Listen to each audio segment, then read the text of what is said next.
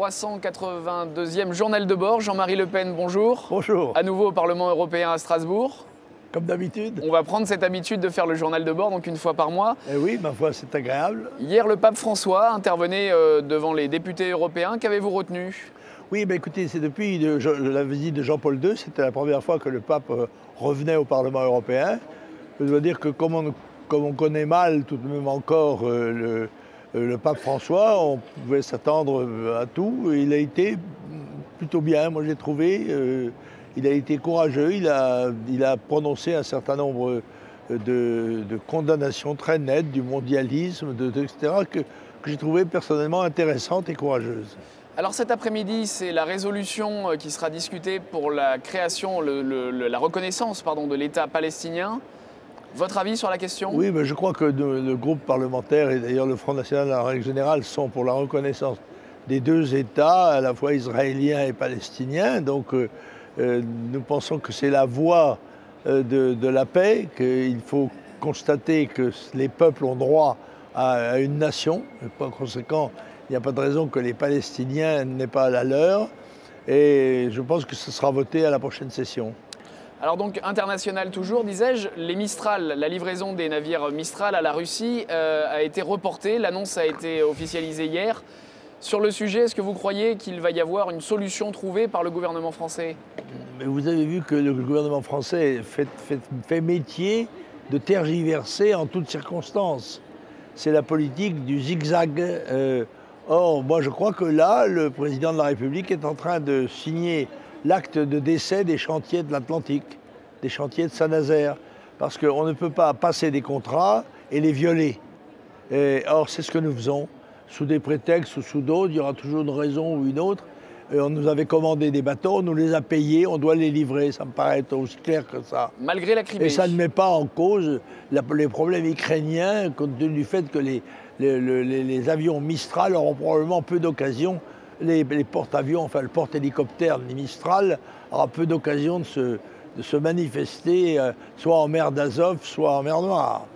Alors Jean-Marie Le Pen, en politique intérieure, est-ce que vous pouvez nous parler de l'avis que vous pourriez avoir sur l'interdiction de la grenade offensive après le drame, la mort de Rémi Fraisse, un militant écologiste au barrage de Sivien? Écoutez, on pourrait admettre l'interdiction de la grenade offensive, dont je rappelle qu'elle est beaucoup moins dangereuse que la grenade défensive. Les gens peuvent se tromper à cause de la sémantique. Mais c'est une arme qui, à preuve, une fois, accidentellement, peut causer la mort. Mais un coup de bâton peut aussi causer la mort. C'est vrai.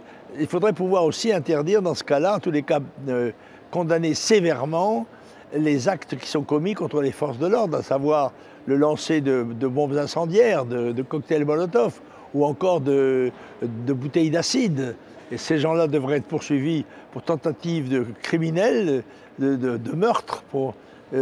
En effet, je crois que quand cet équilibre sera établi, quand les organisations qui sont délibérément subversives seront dissoutes par le gouvernement, ce qu'il ne fait pas, eh bien à ce moment-là, on verra. Mais priver les forces de l'ordre des moyens de se défendre en ultime position, parce que je crois qu'on ne fait de lancer de grenades offensives que vraiment en défensive, quand les forces de l'ordre se sentent menacées elles-mêmes dans leur intégrité. Personnellement, je suis plutôt pour la lance à eau. Ça me paraît à la fois plus efficace et moins dangereux peut-être, à moins qu'on puisse attraper un rhume ou une fluxion de poitrine. Tout est possible. Mais alors justement, les forces de défense intérieure, les forces de l'ordre françaises, qui jusque-là permettaient une relative quiétude au sein de la société, je crois, à votre avis, cela présente des risques aujourd'hui? Moi, je dois dire que je suis extrêmement inquiet de la réduction continuelle sous tous les gouvernements de droite et de gauche, à la fois des budgets, des effectifs, ce qui évidemment réduit les capacités de matériel et de technique.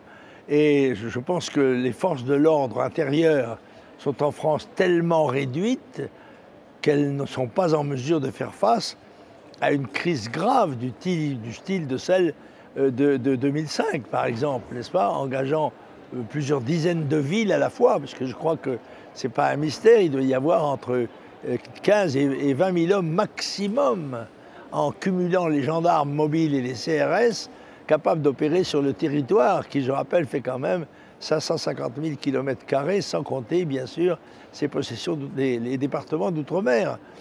Alors c'est dire que nous n'avons pas, j'en suis certain, compte tenu de l'augmentation de la population, de l'augmentation du niveau d'insécurité, des événements qui se produisent parallèlement dans le monde et qui peuvent avoir des répercussions sur la sécurité dans le pays, nous n'avons pas les moyens et les gouvernements qui n'assurent pas la défense fondamentale de l'ordre public sont disqualifiés à mes yeux.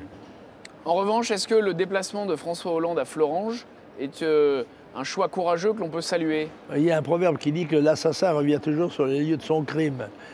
C'est un petit peu succinct peut-être, mais c'est vrai.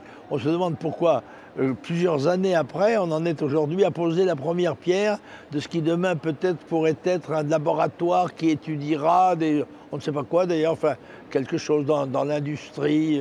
Tout ça, ce sont des faux semblants. On masque la réalité, à savoir que le mouvement comment dirais-je, de diminution, de réduction industrielle de notre outil industriel ne cesse de s'aggraver, que le nombre de chômeurs ne cesse d'augmenter et que le gouvernement démontre dans ce domaine-là comme dans tant d'autres son incapacité à résoudre les problèmes. Plus tôt il partira, mieux ça vaudra. François Hollande a quand même respecté cette parole de revenir. Oui, ça veut dire quoi?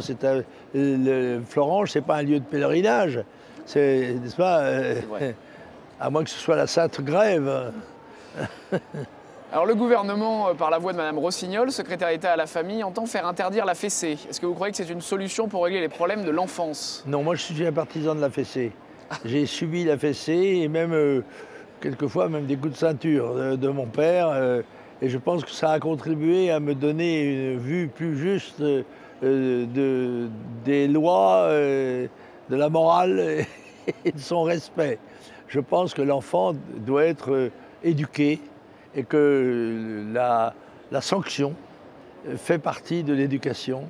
Et cette sanction peut être, à condition qu'elle soit évidemment modérée, intelligente. Il ne s'agit pas de brutaliser les enfants ni de les blesser. Mais une bonne petite fessée n'a jamais fait de mal à personne. J'espère que la transition ne choquera pas vos téléspectateurs. Mme Trierweiler est partie à Londres en tournée. Oui. Jean-Marie Le Pen, la traduction de son livre, est-ce que c'est la France qui s'exporte? Écoutez, quand j'entends Mme Trierweiler dire qu'elle est en train de se reconstruire, disons que c'est une construction lente, hein, parce que ça s'est quand même produit il y a un moment.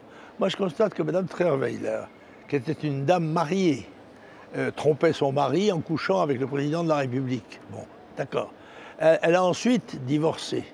Elle a cependant gardé son nom de mari, alors qu'elle devrait porter son nom de jeune fille. Pourquoi ne le porte-t-elle pas je crois, Massonneau, je crois. C'est peut-être parce que c'est le nom de son père banquier qui la gêne, alors qu'elle souhaiterait, ayant été la maîtresse d'un président socialiste, apparaître comme quelqu'un un peu prolétarien sur les bords, malgré les succès considérables de son livre. Alors, elle dit qu'elle souffre, qu'elle a beaucoup souffert, elle continue de souffrir. Elle a en quelque sorte des bleus à l'âme, comme on dit aujourd'hui, et elle a un chagrin d'amour. Non, moi je crois qu'elle a un chagrin d'orgueil. C'est ça la vérité. Et puis elle se fait quand même des affaires, elle est traduite dans plusieurs langues, elle va se promener comme ça, malgré le mal qu'elle fait à M. Hollande, ce qui m'est assez égal, je dois dire, puisque lui n'a jamais pris la précaution de respecter le code civil élémentaire, qui est la base quand même de notre vie civique, alors qu'il était un haut fonctionnaire et sa compagne une haute fonctionnaire. Madame Trierweiler n'est pas une ancienne première dame, c'est une ancienne première maîtresse, sans plus. Et il y en a eu d'autres, et il y en aura d'autres. C'est toute la grâce qu'on lui souhaite. Ainsi soit-il. Page sportive, la France défaite par la Suisse en Coupe Davis, des regrets? Oui, alors, le président de la République, ayant le goût de la défaite, s'est pas épargné d'aller assister à la défaite de notre double en coupe. Bon, d'accord, cela étant, ce sont des choses qui arrivent. Nous savons très bien que nos adversaires étaient de très grande qualité. Puis c'est le sport, après tout. Et même c'est du sport professionnel. J'ai dit ce que j'en pensais. Hein, je ne confonds pas le sport proprement dit avec le spectacle sportif, parce que le tennis lui-même est aujourd'hui devenu un spectacle sportif comme le rugby, comme le football, comme tant d'autres choses. Jean-Marie Le Pen, en rentrant de votre séjour, vous avez fait un déplacement à Taverny pour le Beaujolais nouveau. Un moment sympathique. C'est vrai, il y avait 280 personnes qui goûtaient le Beaujolais nouveau, ce qui est un exercice courageux et sympathique. Cependant, c'est une tradition que nous respectons avec ce qui va commencer au mois de janvier, qui sont les galettes. Alors les galettes des rois, ça permet aux fédérations d'inviter les dirigeants et ceux-ci de faire leur petit communiqué, leur petit discours, leurs petites allocutions. Voilà. Alors, entre-temps, grand événement pour le Front National, son congrès. Ah oui, samedi, dimanche qui viennent. Un congrès qui se tient, dont on n'a pas parlé. J'ai vu l'autre jour que dans l'agenda de TF1, on parlait pour le samedi de l'élection du président de l'UMP, sans dire un mot du congrès du Front National. Il y a une manière d'informer qui me paraît assez restrictive et étonnante et condamnable. Est-ce qu'il y a des enjeux, des perspectives avec ce congrès ? Il y a l'élection du comité central, il va y avoir la création d'un nouveau bureau politique, puisqu'il n'y a pas de candidat ou de candidat contre Marine Le Pen présidente, ce qui est assez banal, somme toute. Elle sera, je pense, réélue, mais j'espère avec beaucoup de confiance, parce qu'elle le mérite. On retrouvera avec impatience votre propos, votre discours. Oui, je suis invité à faire un discours comme... moi, je suis l'homme de la mémoire au Front National, donc je parlerai un petit peu de ce qu'a été le passé du Front National et je dirai ce que je pense de ce qu'il y a de plus important, me semble-t-il, dans la politique française. Une mémoire vivante et qui lit beaucoup, toujours, Jean-Marie Le Pen, cette semaine. Oui, alors je suis submergé par les livres qu'on me dédicace. Rien que ceux-là, déjà, j'ai de la peine à les lire. Alors là, j'en ai amené deux aujourd'hui que j'ai lus. Un qui est sur un point très particulier, parce que c'est la marine et les Darlan.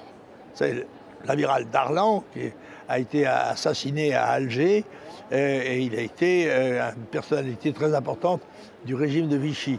Alors c'est une vue qui est du fils du chef de cabinet de Darlan.